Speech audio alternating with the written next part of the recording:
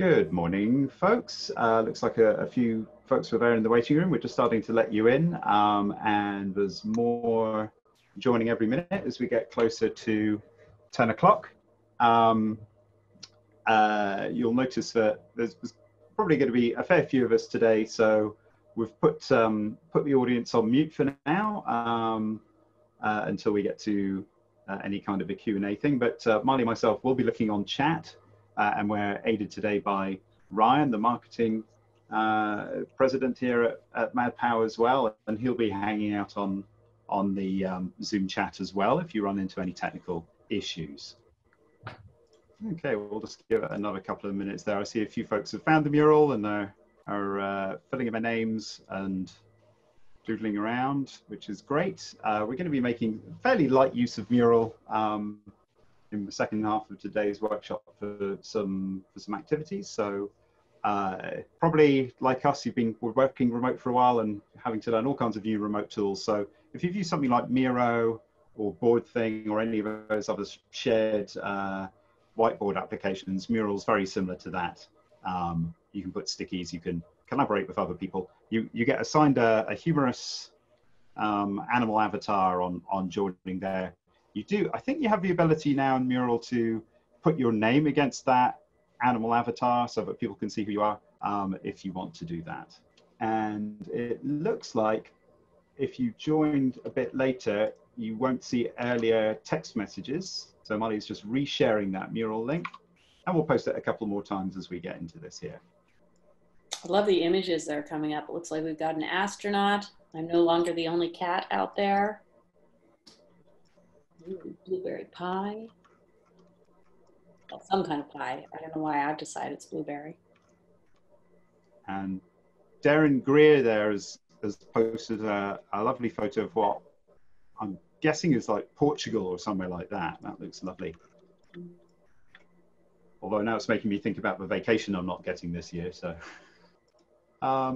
okay, what do you reckon, Marli? It's about 3 after. Should we just get rolling here and then? I think we should get started.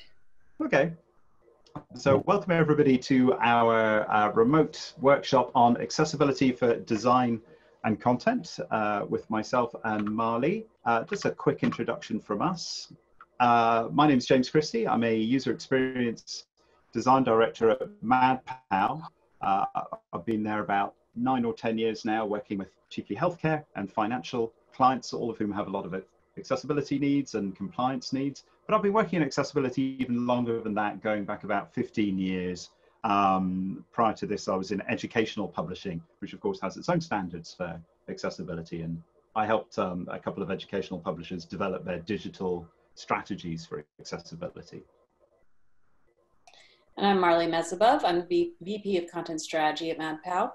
I actually got interested in accessibility through the very first project I was on almost 6 years ago at Mad Pow, working with James, in which we were brought in part because of an accessibility issue. The client had been threatened to be sued and was given the option to either be sued or fix their site, which was my first recognition that there is a lot of legal power around this, which we'll be getting into shortly.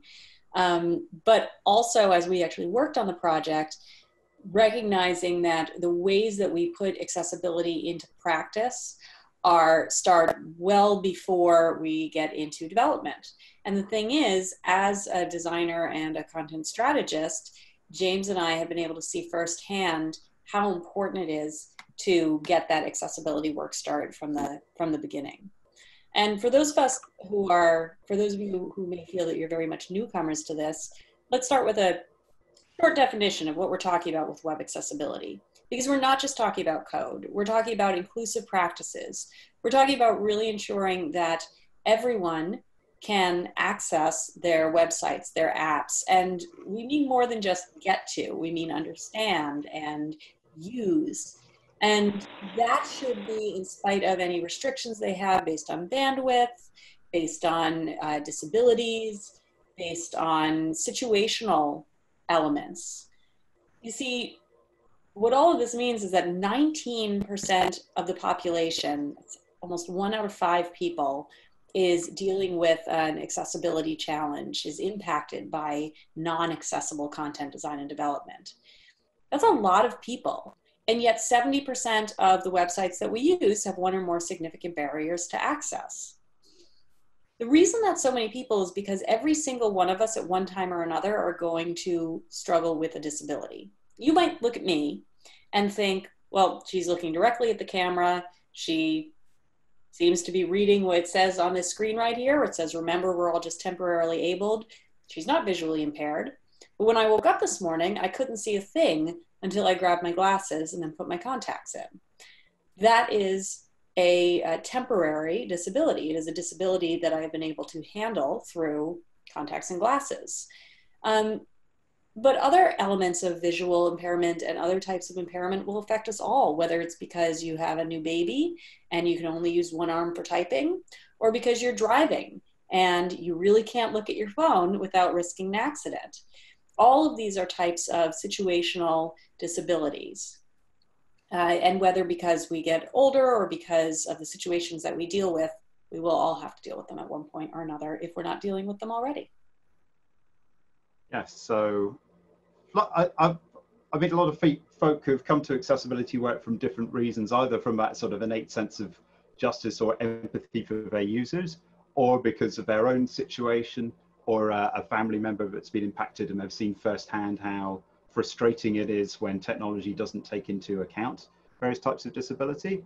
And then, of course, there's also the legislation that brings the companies to accessibility work. And that legislation is just getting stronger all the time. So we've had the ADA for a good while here in the States, and then various bits of the relevant legal code have been updated. So Section 508 for federal websites recently got an overhaul.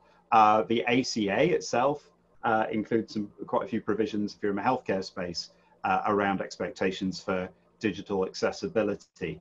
And there has been a corresponding rise in lawsuits. Some of you may have seen somebody was suing Domino's because as somebody who used an assistive technology for accessibility, they were not able to use the Domino's website.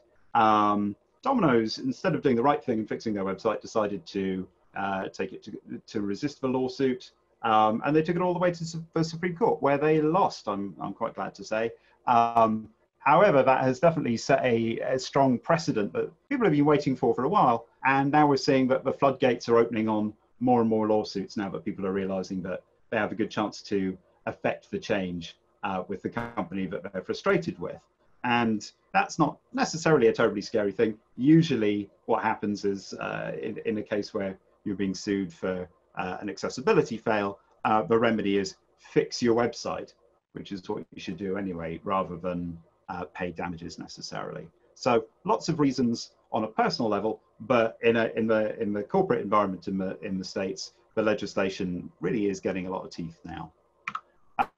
So today's goal, 2 hours is not a lot to do a comprehensive overview of accessibility. We're going to just try and give you a taster and some familiarity and some comfort with working with accessibility techniques. Rather than covering the whole gamut here, we're going to focus in on some things which are most relevant for people who work in the design and content field. We're going to get a bit of practice with actually doing hands-on accessibility checks to see how certain sites might be failing or otherwise supporting people as they use them. So our agenda here. Yeah, as James said, we want to give you an overview of this, but more than anything, we want to make sure that you are leaving with something practical, something actionable that you can take back to your team, back to your office, back to the work that you're doing every day. To do that, we're going to start with an overview where James and I are going to do, hopefully not too much talking, to bring you through some of the guidelines and standards that you can use. And then you're going to follow along with those guidelines and standards while James walks us through a mini audit. He'll demo what that audit might look like. And then you guys are going to get to run an audit, and we'll help you through that. And then we'll discuss how it went, what kinds of solutions you might come up with.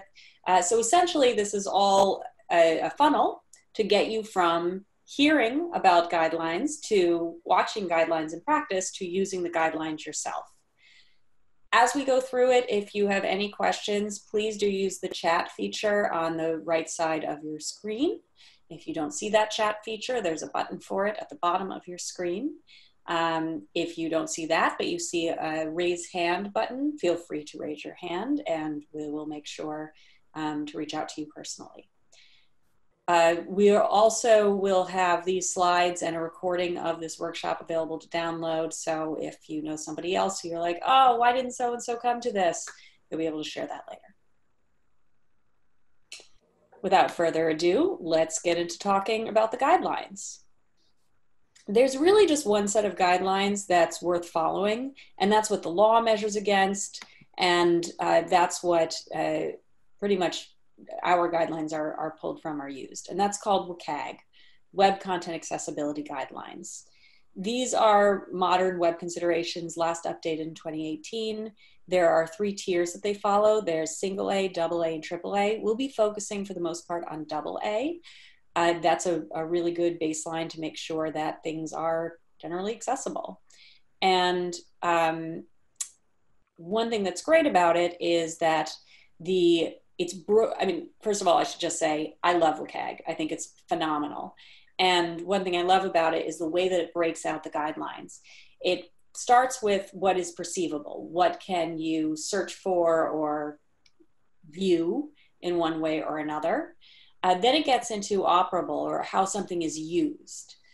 But it's not enough to make sure that you can see or access something and to make sure that you can use it. You also need to understand what it's talking about. So the next layer is understandable. And then the last level is robust. I shouldn't say level, the last section is robust. We're not going to touch on robustness quite so much today because that is mostly about compatibility, and that is more on the development side. And we're going to focus on things that you as a content creator, content strategist, UX designer, UX practitioner of one sort or another can do without needing the development piece. But the one problem with the WCAG is that, ironically enough, it's not that accessible. I mean, it's perfectly accessible from a color contrast perspective and from a text size perspective, which are tests that we'll show you how to do in a bit. But the information is hard to read. It's hard to understand what some of these sentences actually mean.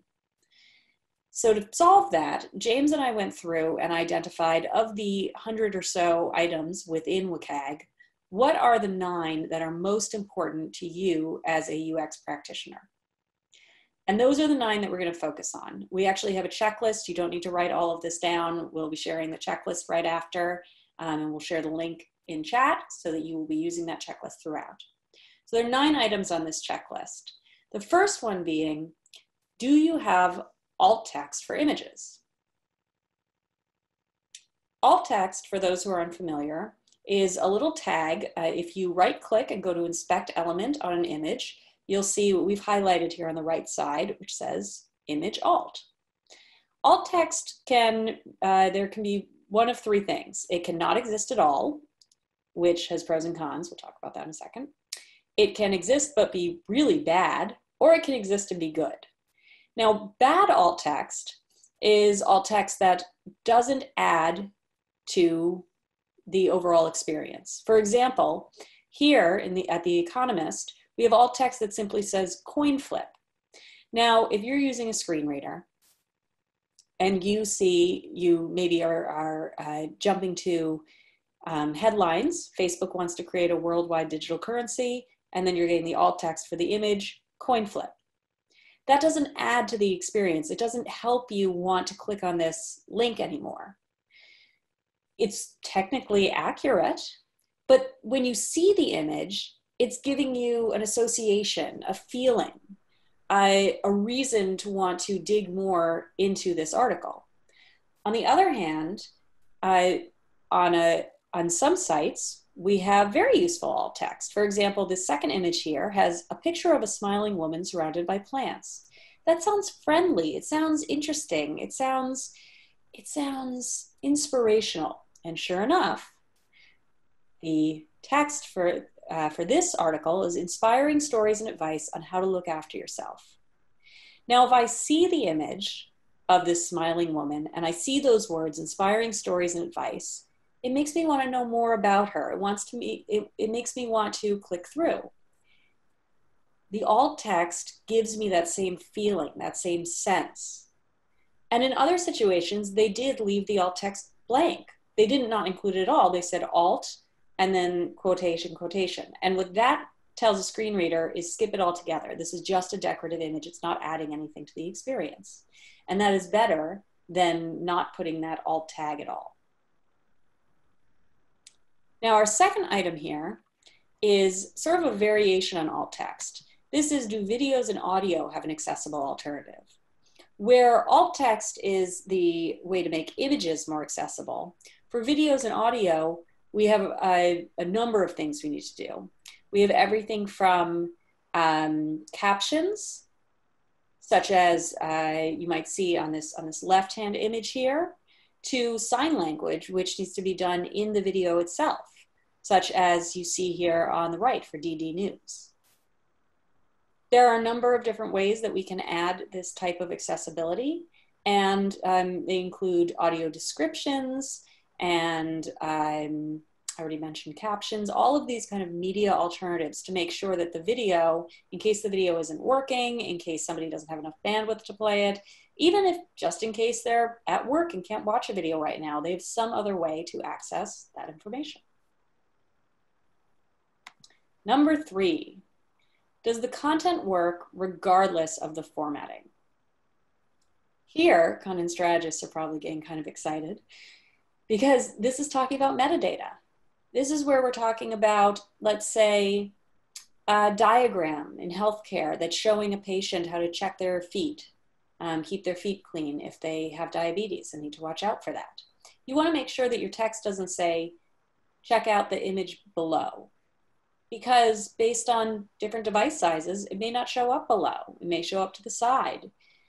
So there is some development work here. I want to be clear that even though R9 are focused on designing content, that doesn't mean that you shouldn't talk to developers or engineers if you have that opportunity.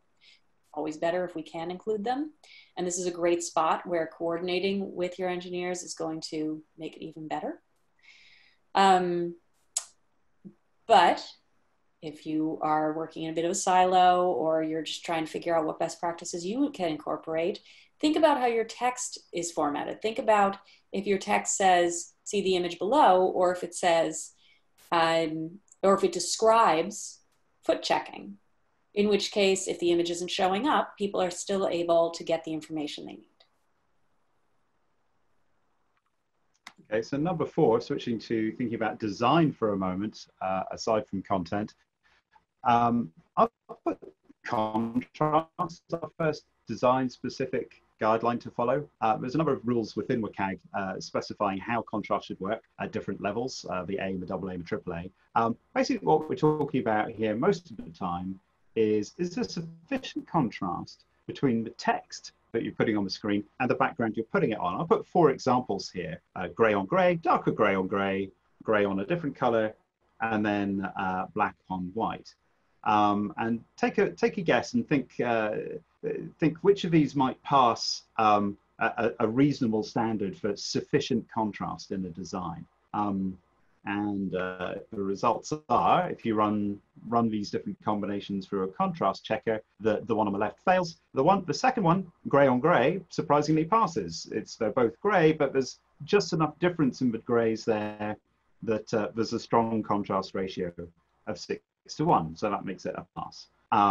The third example there has even more contrast, a contrast ratio nearly of almost 8:1, which means it would pass the highest standard within WCAG AAA, which generally you don't need to meet, but we find generally if you're tracking it with that much contrast, then you're going to have really quite easy readability, particularly for all the people that this guideline is really for, people over 40, for one thing, and a whole different range of vision issues which might impact your ability to perceive contrast differences.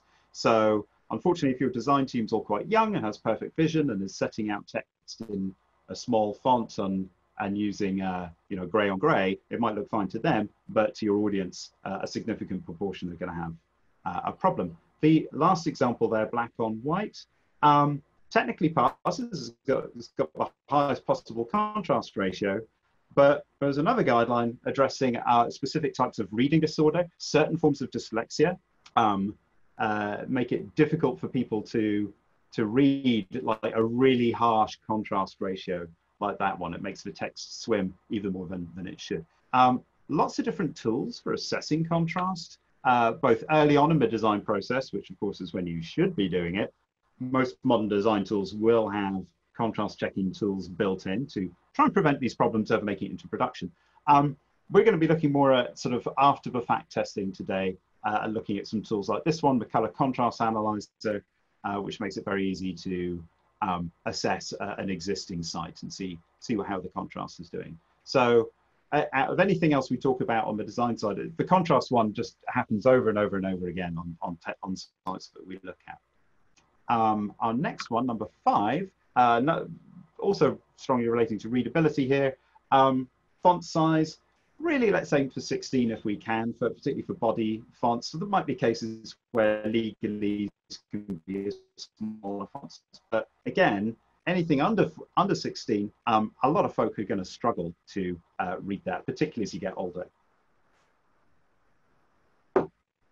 Also text related, but actually more technical in nature than in design perhaps, is the new version of WCAG 2.1, that recent update, made clear that sites need to have flexibility. This goes hand in hand with what Marli was saying about content reflow and structured content in her earlier point.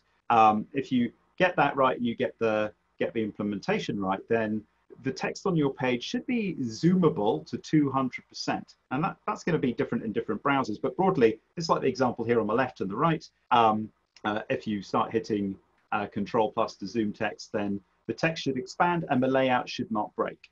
That's a very simple test to do. I'll demonstrate that in a moment.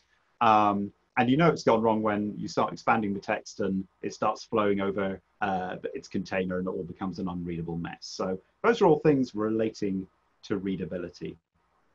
Under that perceivable category that WCAG buckets these things into. Our next rule, getting away from text, strictly speaking about text here, this is probably the most famous rule when anyone is sort of new to accessibility. They've usually heard of the thing of, oh yeah, we should be careful with color for folks who have various forms of color deficient vision. Here's an example of what we're talking about here. If you can't perceive a difference between green and red here, then the fact that the form on the left is using red to call out the error isn't very helpful to you. So good design takes that into account. It doesn't say don't use color. It just says don't just use color. Use validation text, use an icon, use other ways of calling out a problem. And of course, once you get into charts and graphs and other things, then this rule becomes a bit more complicated to follow. And if there's time, we'll talk about that a bit, how we deal with things like infographics or things where it's difficult to find alternative approaches for color there. So there are many more design-orientated guidelines. These are the 3 that kind of jump out to the top of the list for simple checks and to get started with. In response to a quick thing I saw in the chat here, Marcy and Jason will actually be sharing color contrast analyzer that is free and that you can use during our workshop and far beyond. So moving on to number 7, do your links make sense independent of context? You'll notice I often use screen readers as my example of the first reason that we don't do things. But what's really fascinating to me about the way that screen readers work is that they mirror the way that eyes work. So for example, there is a setting in a screen reader where you can just jump straight to the CTAs, the calls to action, those buttons or links. That mirrors the fact that your eyes are typically drawn first to buttons and links. They are a little larger sometimes, they're a little more colorful. They are typically visually designed to draw attention. And because you can set a screen reader to just do that, if you have a bunch of links that say click here, and maybe above it, it says, we have the best breast cancer specialists in the state. Do you want to meet our specialists? Click here. But all that the screen reader is going to see is click here, click here, click here, click here, click here, click here, with no context. And equally, if your eyes are jumping from link to link, they're not going to immediately see any difference between those situations. It requires additional effort to read the headers that go with them. If instead you keep that text that says, we have the best breast cancer specialists in the state, want to meet our specialists, and then the link says, meet our specialists, now you've got differentiated links, differentiated buttons. A typical rule of thumb is instead of just a verb like click, or even a verb and a noun, click here, a verb and a descriptive noun, or a verb and an adjective and a noun. So not just read more, but read about accessibility. Fill out a form, no, fill out a contact form. See more case studies. Learn more about cancer. It's a little longer, trust me, it's worth it. Number 8, what's the readability level? Huge misconception I hear frequently. People have graduated high school, that means they can read at 12th grade reading level. Well, it actually means if we consider something like Shakespeare to be at 12th grade reading level, then you can read that in a library with a thesaurus when it's quiet, but can you read it in the middle of a busy intersection when you're also looking at your phone and you've got a kid pulling on your side? No. But if you just got a diagnosis or you're concerned that you don't have enough funds in your bank account to transfer for your mortgage payment, then you're trying to read information about transferring funds or about this diagnosis you just got, and your brain is buzzing and there's noise around you and there's different things drawing your attention, you're certainly not reading Shakespeare. In fact, recommendations are that you are reading about simple things at a 7th to 8th grade reading level, and you're reading about more complex things like healthcare and finance at a 5th or 6th grade reading level. Today we'll be using Hemingway app. If you're looking to buy something, then I do recommend readable.io. They use what's called the Flesch-Kincaid scale, among others. Flesch-Kincaid does measure at that grade level. One of my favorite examples of this is from just over a year ago when the NHS needed to consider both what words people were comfortable with and what they knew. So do we say urine, which is what doctors refer to, or pee? James likes having me use that example because it makes me say pee on a recorded webinar. Life dream, guys. And number 9, are our error messages clear and helpful? This is, again, goes back a little bit to what James was talking about earlier with not just using color, but there's more to it than that. The thing with error messages, this is actually typically where people get their lowest CSAT scores. And the reason is people are already frustrated that they can't do the thing that they thought they could do. And more often than not, a lot of error messages don't really tell them what they can do. There's no way forward. There's a dead end. And so we need to make sure that our error messages do have a way forward. And that's not to say that you need to say, your password was incorrect, and then have a list of the things a password needs. That's great if you can do it, but I often hear, well, we can't for security reasons. That's okay. I accept that. I'm not saying break security, fight legal, whatever. No, no, no, we accept our constraints, but that's no excuse for offering no way forward. In this example, we have, you cannot log into the application, retry, which is a little confusing, versus your username and or password do not match. Sure, it's not getting into the details of one or the other, but it's okay by security, and it gives them a sense of what went wrong. What would make this even better would be if we offer a phone number to call if you've tried 3 times and it's still not working, or you will be locked out after 5 tries. Something that tells people why, after a certain level, they're just still not getting anywhere. And that brings us to the guidelines that we'll be using today. I'm about to share the link here in chat. Please click on this link. It lists specifically those 9 guidelines we just went through. Click on it, make sure it opens for you. And we're going to be using this for the rest of our time together.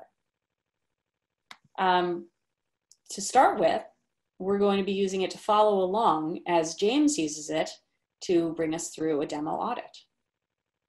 I'll be monitoring the chat, so let me know if you have any problems with it. Thank you, Marli. Yeah, so that's a handy little cut out and keep reference of those 9 guidelines. Again, it's not trying to encapsulate the entirety of the WCAG, 100 and whatever guidelines. It's a starter set of the most common and impactful problems that people do find. And I'll get into a bit of a difference about how we approach those 2 different types of auditing as well, like the comprehensive complete WCAG kind versus like the lighter look through based on these 9 principles to get teams started. So what are we talking about with audits here? So a full audit, that's the full checklist usually with a compliance target, professional tool chains for auditing accessibility, maybe run by a QA team. You're trying to check every single template of a site, possibly every single page. And you might include advanced forms of checking as well, such as engaging with readers, engaging with users who use screen readers, i.e. people with visual impairments, and having them assess your site, not just to see if it works and is compliant to the checklist, but that it is actually usable with assistive technology as well as accessible. Because it's very easy to, it's not easy, it's pretty hard to make a fully accessible website, but it's even harder to make one that's actually a pleasure to use by people who have an assistive technology use. So we're not doing that today. We're going to do the sort of the light, 20-minute version, which I think anyone can do with basic or free tools, or even just what they already have to hand, and gives you a quick sense of what's going on a site vis-a-vis its accessibility. It's not going to give you a passing grade or a complete fail, but it's going to let you find common issues fairly quickly and just let you get a sense of what's going on. And for the purposes of today's workshop, we're going to show this to show these techniques to you so you can maybe hopefully internalize them, start using them in your work, and then as you visit new websites, it just gives you an additional lens for thinking about how a design is coming together here. And I'm just going to go through a few of these steps, but I do need to change my browser to do so. So let me just put this up while I do that. The specific checks we're going to do here kind of cover aspects of perceivable, operable, and understandable, and robust, and track more or less to the 9 things there.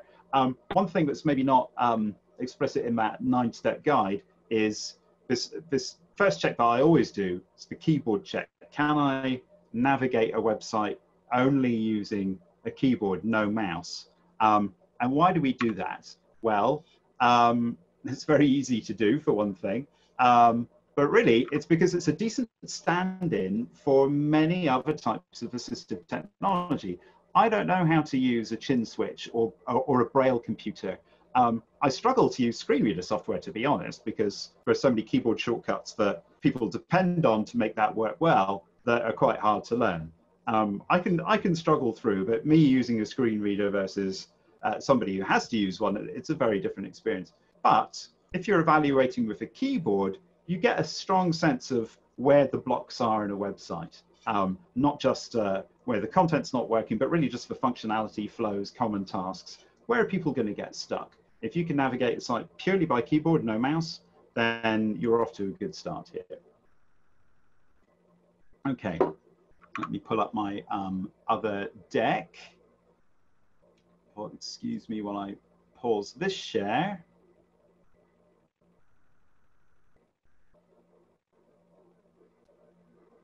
So I've got the right one here. Okay, so now I'm sharing a different browser where I've arranged some of our tools. There's hopefully the mural that we were looking at a minute ago. And I'm going to start here with a couple of these keyboard tests that I mentioned. So as I said, all you really need for this is a keyboard. Sometimes you need the right browser or right browser settings. So Google Chrome is already enabled for keyboard-only navigation. So is Microsoft Edge. other browsers like Firefox, you might need to enable a setting to get that to work. So it kind of depends what you're using right now. And I never got around to checking out how Safari handles it. I think you might have to throw a switch there. If anyone is stuck with one of those other browsers, when we get to the self-auditing bit, I'll go and look up some details on how to do those.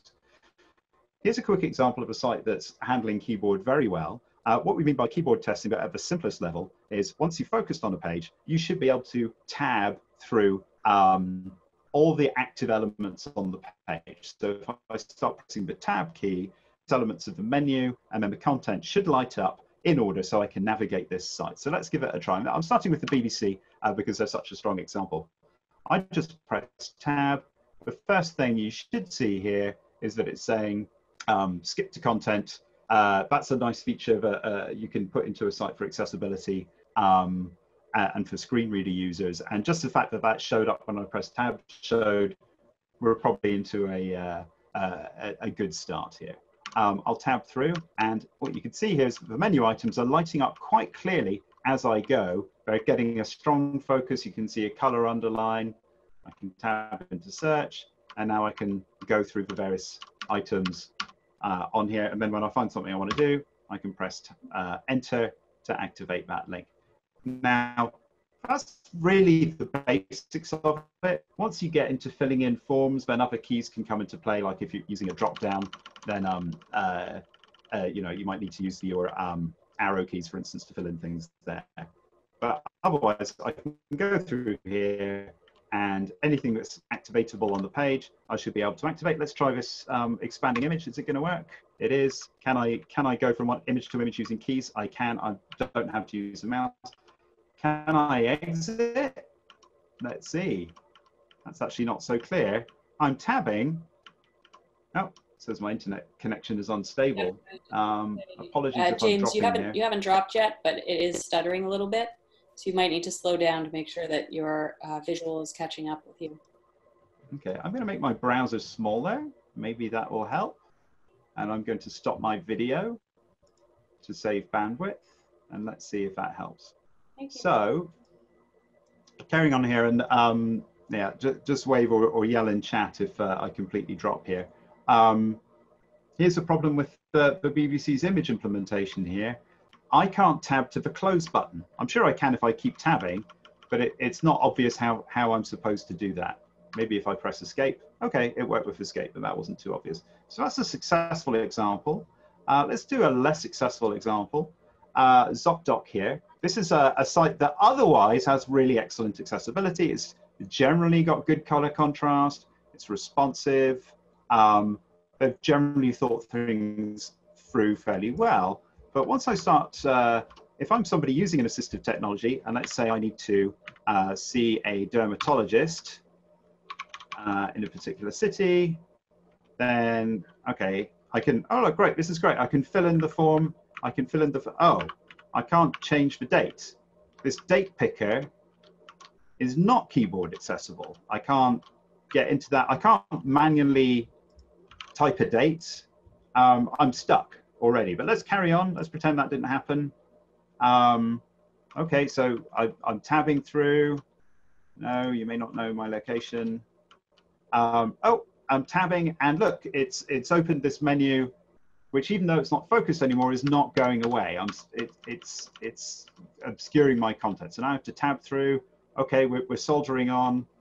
I tab through to, this guy looks good. Let's check him out. Okay, I'm tabbing, and it's doing a sort of order from top, left to right, top to bottom. You can control the tab order as well to something that makes sense for the layout of your page.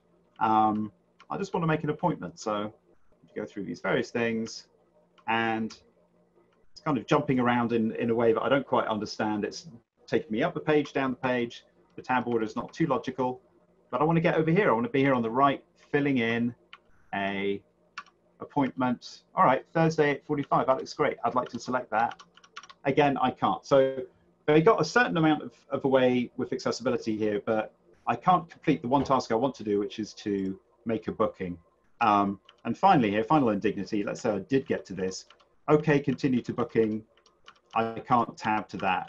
I think it's about 500 items down in the tab order if it's there at all. So that's an example of one where they didn't follow all their own accessibility testing rules.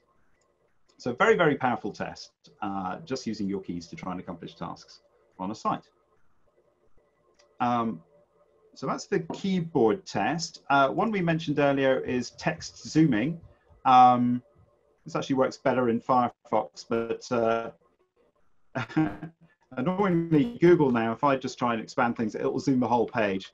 It used to be when you did Control+ the text alone would expand, but that's a good test to do in the Firefox browser particularly. That'll give you a sense of, can text expand in situ, or is it going to break? While we're here, we'll do a quick browser smush test, very simple accessibility test. The WCAG update for 2.1 says that sites now need to be responsive. Responsiveness, mobile considerations, they weren't really in the old version of WCAG, but they've foregrounded it in the new version. So really, to be considered an accessible website, you've got to be responsive. So a quick smush of a site will give you a sense of whether a site is going to work responsively or not. A quick example of one that doesn't. Side note here on trying to find examples for accessibility testing. So many of my old standby websites which were broken in one way or another have since been fixed. So it's getting increasingly difficult to find examples of sites that aren't accessible. If you're trying to find some, definitely look at the sort of folksy, small town websites that might not have been updated for 20 years, and you'll find plenty of examples.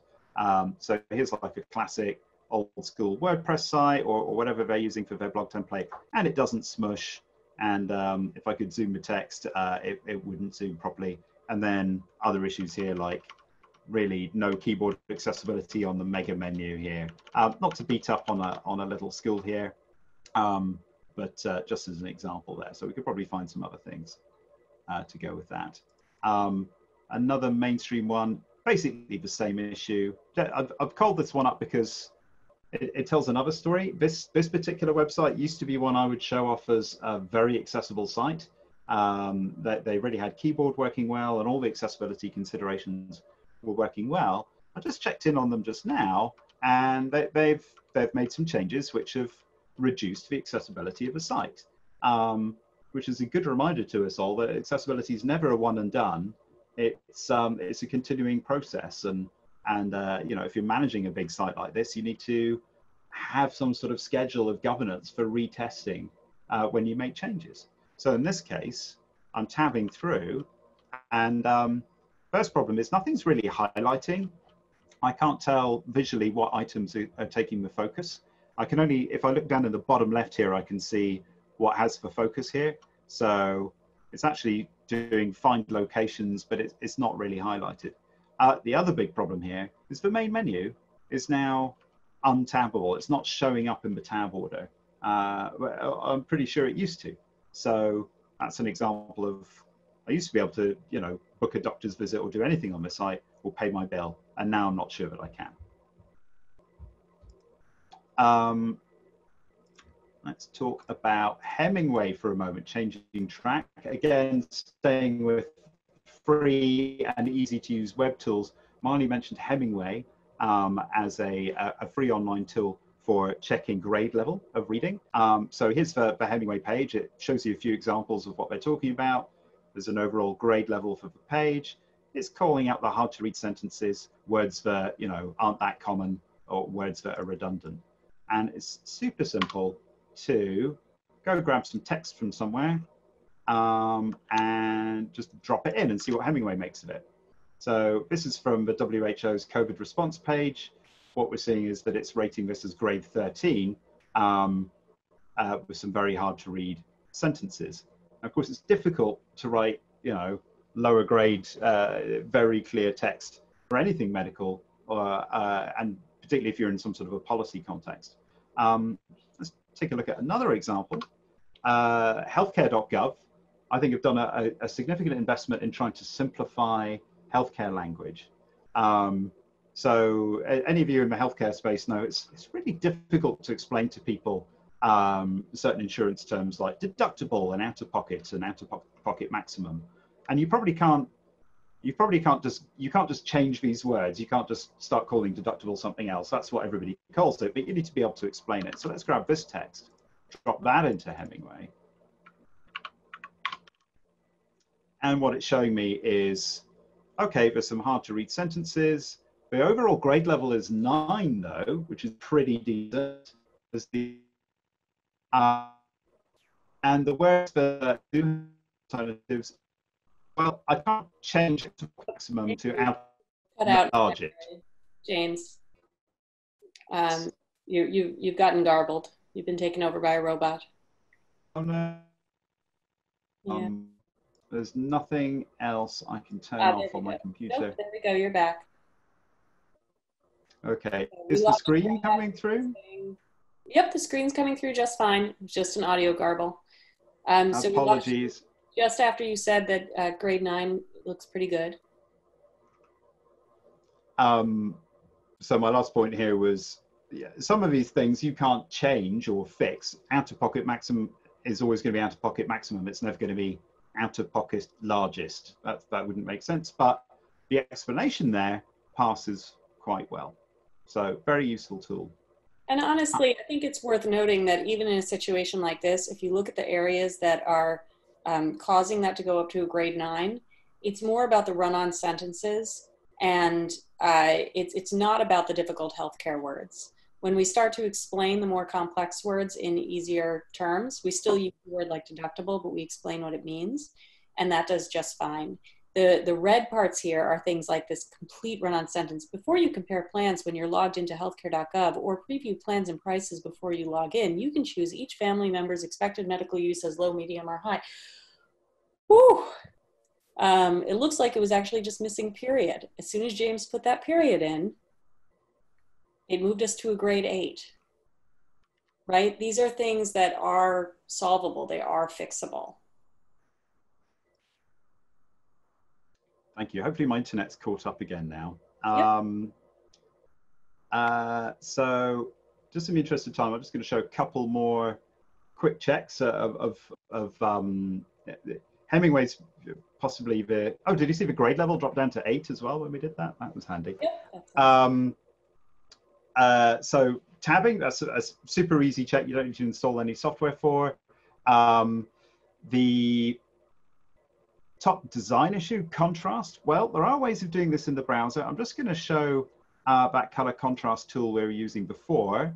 Let me bring that up here. What I'm actually going to do is I'm going to sample, oh gosh, of course now it's thrown an error. Sorry, permissions issue. You want to show the alt text check before we do that? Would that? Just a sec. Okay. Yes, we'll do the alt text while it does its thing. Right. Okay, and so let's look. We're jumping around in the guidelines a bit, so if you're having any trouble following or have a question, just put it right into chat. Alt text check. So there are tools which will pull out the alt tags from a page and give you a summarized list, but probably what I find the most useful is just doing the right click check on these items. So let's take an image here. Here's one that's like a chart and a diagram. What have Vox done for that? So what we do is we right click and we say inspect. And this, by the way, is the same on nearly all browsers that you can do this. We'll say inspect. We get the little code window that pops up. Eesh, there's a lot of code for this image. What we're looking for is an alt. So here, alt text, my mouse keeps getting in the way, but the alt text says an illustration of the coronavirus surrounded by icons. Sorry, Marli? I was just saying it's always in red, so when you're scanning for it, that'll help. Yeah. Let me just bring this up here a bit. Here's Zuckerberg. What's he up to? Yeah, this site puts so much stuff on the page, it makes it extra hard to pull out the alt text. Oh, I don't think that worked. Let me try that. Let me try this one. So that's a picture of some student marchers. Is there a matching alt tag? Now, I could have broken this. Let's try it, take a different website, go back to the BBC. So let's take our picture of boats.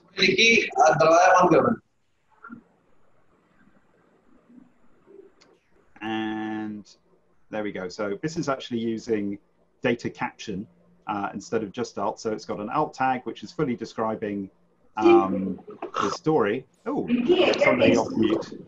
वो smell cranberry वाला मस्त आता है ना जो tasty लगता है अच्छा पहली बार पी अच्छा लगा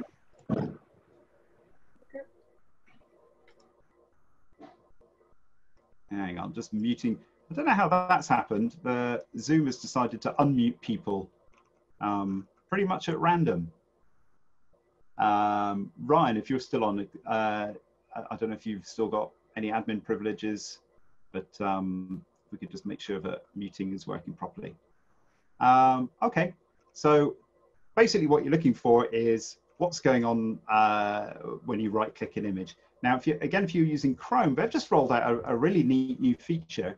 If I roll over this image and use this inspect tag here, then it'll actually give me this handy on-screen way of seeing what the alt tag is for this particular image.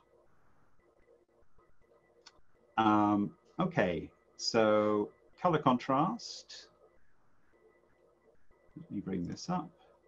Bring this one up because this is an example of one that's not working.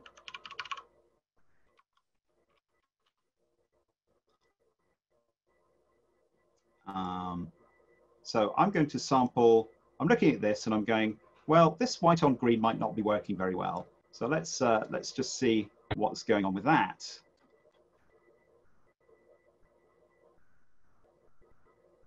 Well, we would do if it would allow me to share my color checking application. Okay, it doesn't want me to for some reason. I did just have to do it fresh installed on my machine, so maybe that's why. Fortunately, I have a backup here. We've included the link for the color contrast analyzer. What that will do is give you the ability to just use an ink dropper to grab a foreground color and then a background color and then compare the contrast. Google Chrome again has added this nifty feature here, which lets us do a very similar thing, at least for rendered text. If I, again, focus on a particular element, then often it will give us the contrast reading here. It hasn't for this one. It hasn't for that one. Let's try this here. There we go. So here's an example where it was able to pick it up. It's going, well, we've got this dark green text on a white background, and it just about passes accessibility. And this dark text here definitely passes accessibility at a sort of 12-point ratio there. While we're doing our activity, I'll try and get my contrast checker working properly so we can demo that again without the technical issues. Okay, so we've done a couple of just basic browser tests. We've used the Hemingway tool. We're skipping over the contrast tool, and we're starting to get the hang of using our browser. And really, there's a ton of good stuff in your browser for helping you diagnose accessibility problems. And we're really just sort of scratching the surface here for now. What we're going to do is we're going to go back to the presentation and talk about putting these tools in your hands so that you can get some practice and start asking some questions about how these techniques work. Let me go back to our slides here.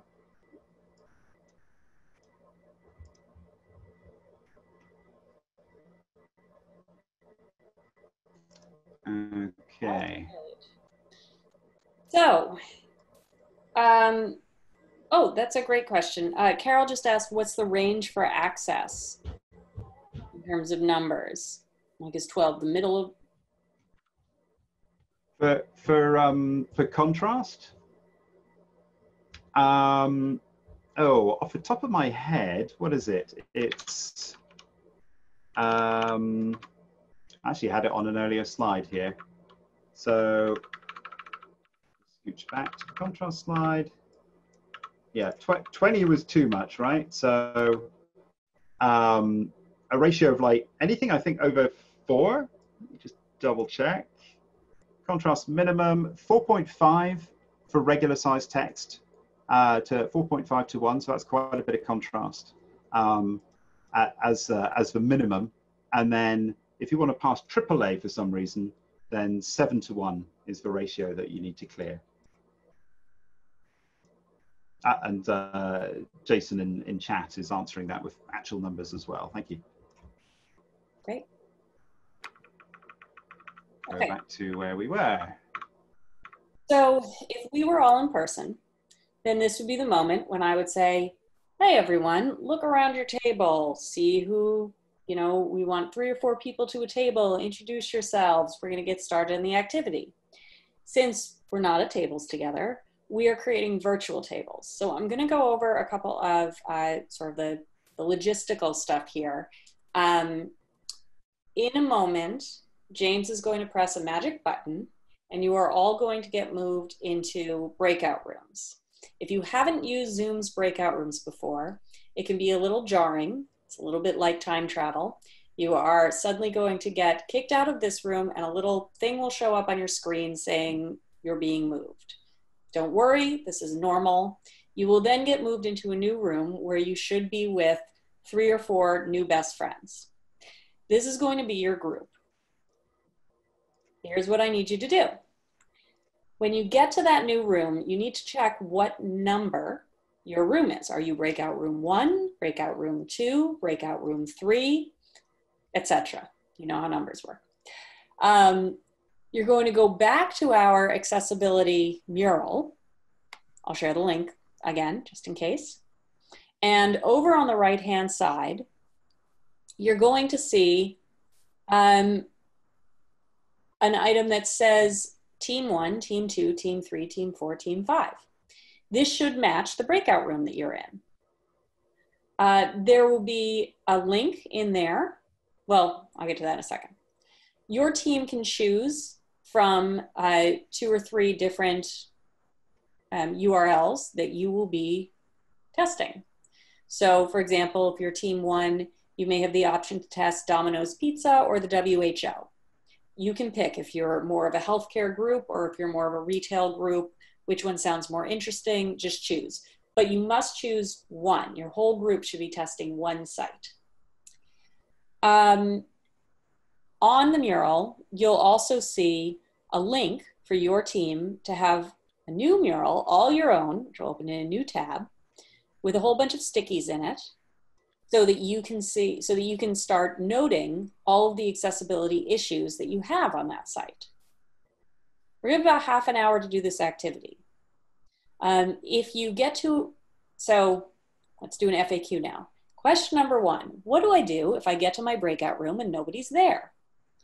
It's okay. If nobody shows up after a minute, you can press the leave button and say that you want to leave the room, not the whole meeting, and it will pop you back to this main one.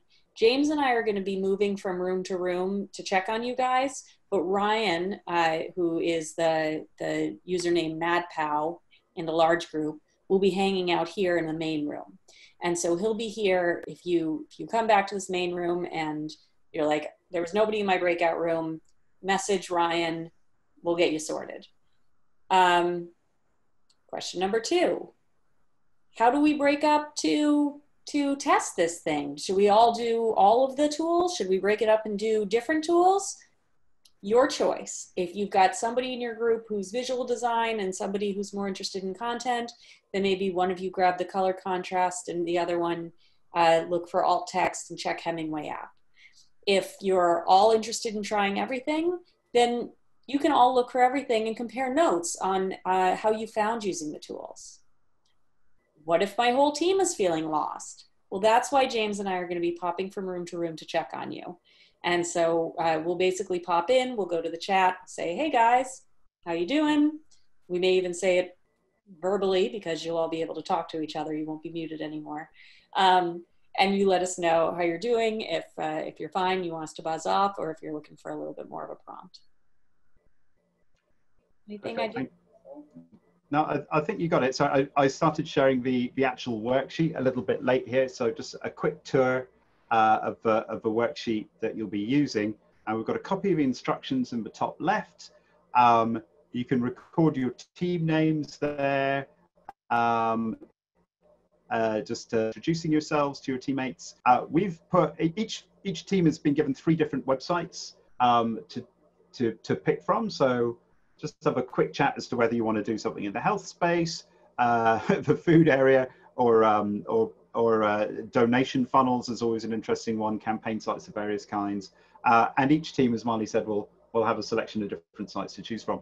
If you don't like any of those choices and you can quickly agree on a different site to check, then by all means do that.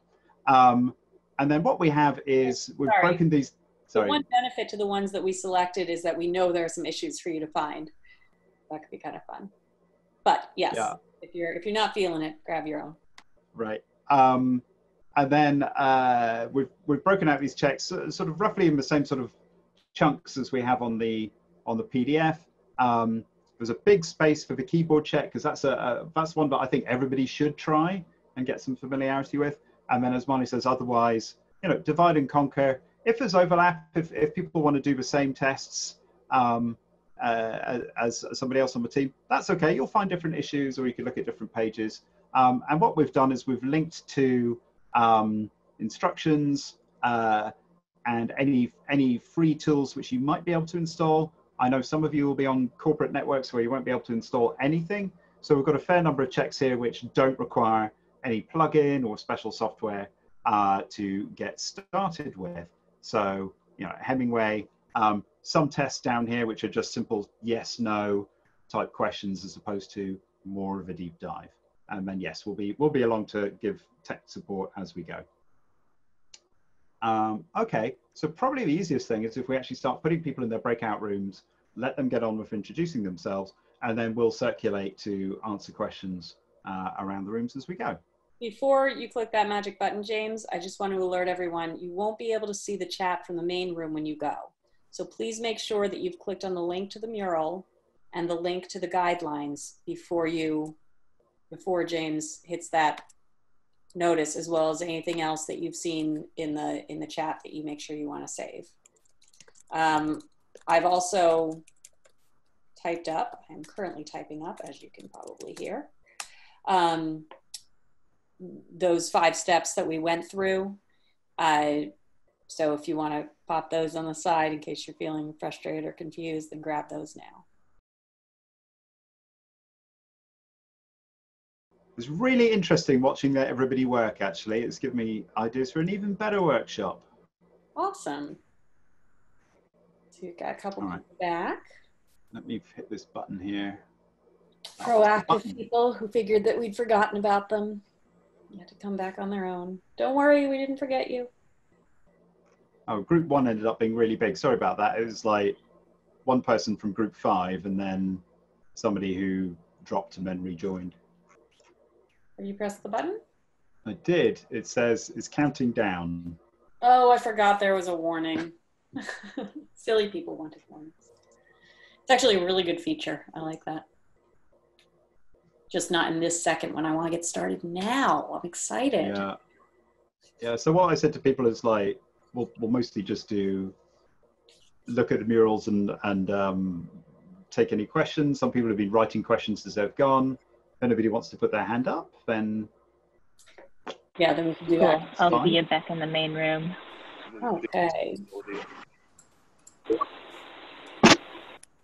Oh, sorry, James. I'm not a host, so you need to do the muting. Yeah, I need to stop sharing so I can do that. Okay. Hi, everybody. Welcome back.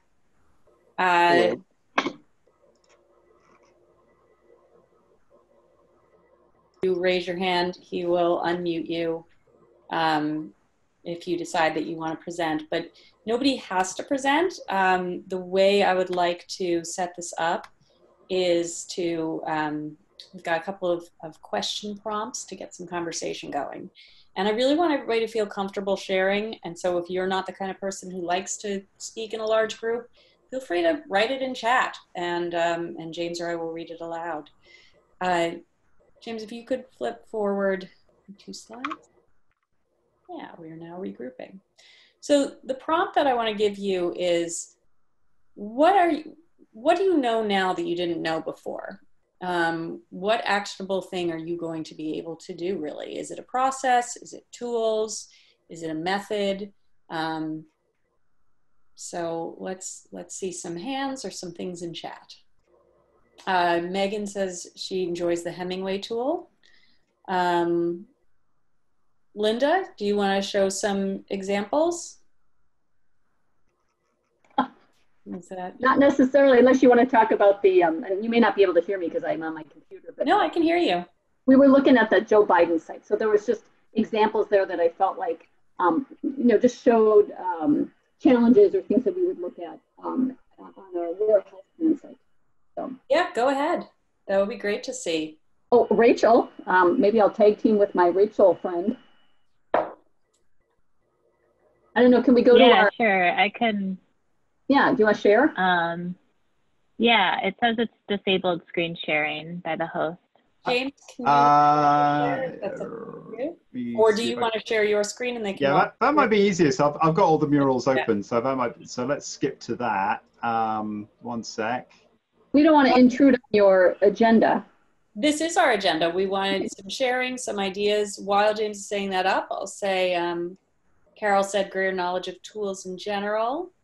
Rachel said paying attention to readability of content is something I haven't seen focused on for accessibility. Very important. Yep. And Carrie said the Hemingway was new as well.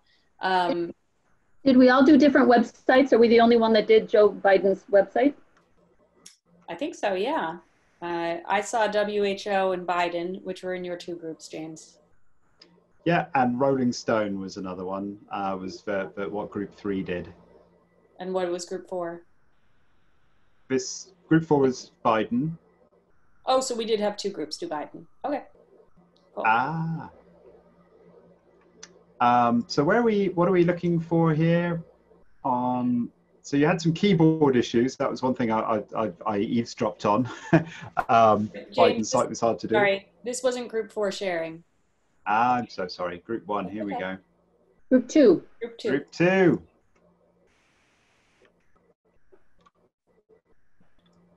All right, Linda, go ahead.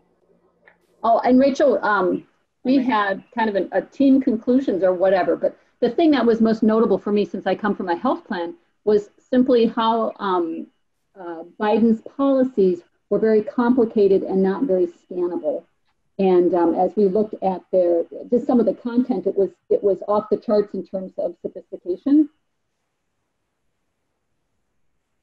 And I'm wondering, did the other Biden group feel the same way?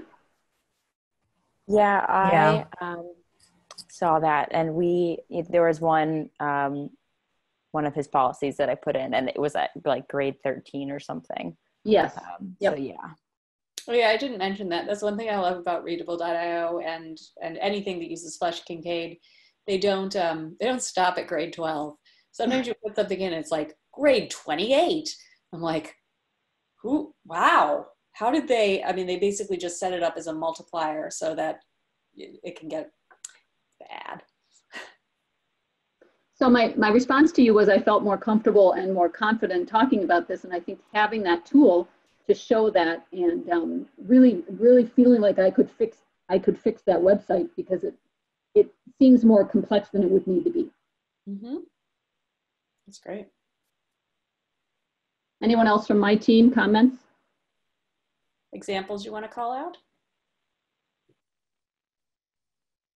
I think the only thing I'll add is that we saw kind of like, especially for the readability, like it was really different based on what part of the site we were on. So like the calls to action for like donate here, that was like grade 4, like very simple and easy to read. But then down on the policy page, it was like, this is like postgraduate level and much more tricky to understand. And for those of you that work with more branding related things, you know, whether you're trying to connect across marketing and product or just different areas of a site, that's something that Christina Halverson has called out in the past. That's really interesting, that sometimes people will work really hard at this detailed voice, and some of that will be with readability as well. And then you'll get to some page that was seen as less important and nobody paid attention to it. And so like part of creating a voice and then the tones that go with that voice is understanding that they should all be consistent in terms of readability level, in the same way that they need to be consistent with whether or not you're using the Oxford comma. Yeah, it was clear that someone else had written those and just kind of dropped them in. The policies stand on their own, and it's good that they're sophisticated and all that, but clearly a different group than both the rest of the site. Yeah. Very out.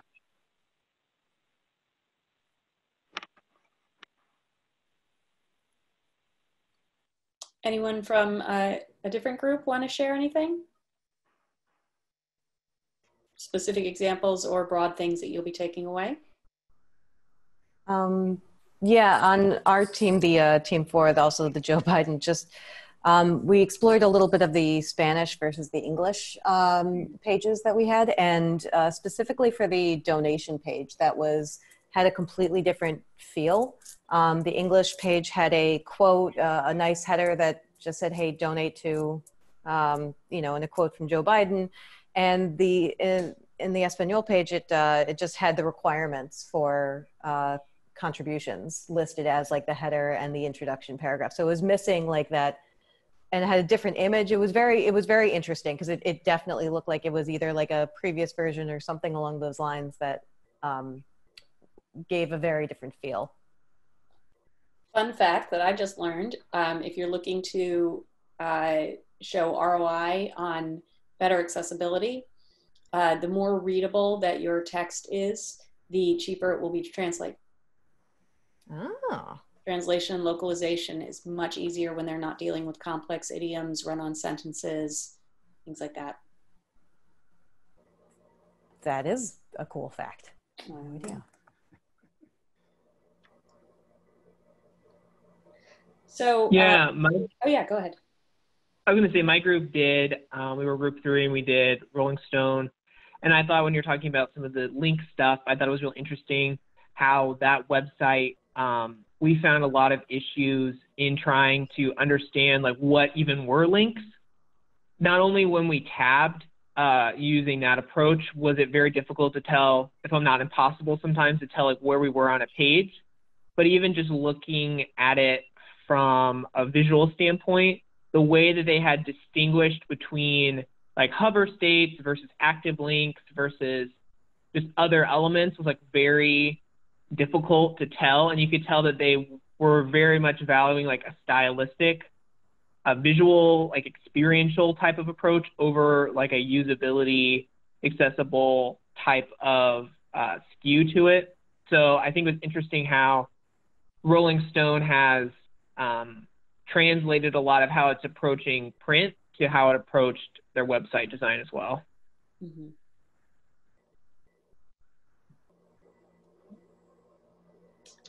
I think it was the only site anyone looked at as well, which was completely overrun by ads.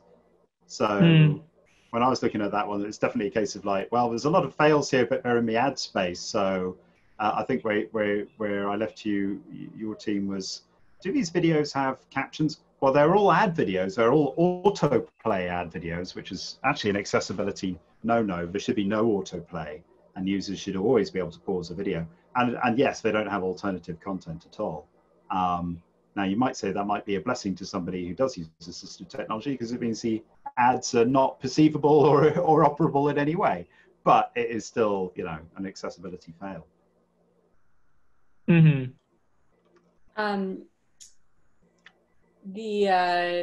actually that's a great example of where experience and accessibility very clearly mean one and the same thing, which ideally they always should. But I know at least a few years ago, it was very common to see these very blank, image-free, very boring looking sites, and people would say it's usable and accessible, and that's why it has to be boring. And one thing that I love is that now we're seeing a lot more examples of, well, no, this is a beautiful, visually intuitive site that is also perfectly usable and accessible, because building on one will create more of the other. One other question I want to prompt before we run out of time is, now that you have a sense of what do you know you don't know, right? Where do you want to go from here?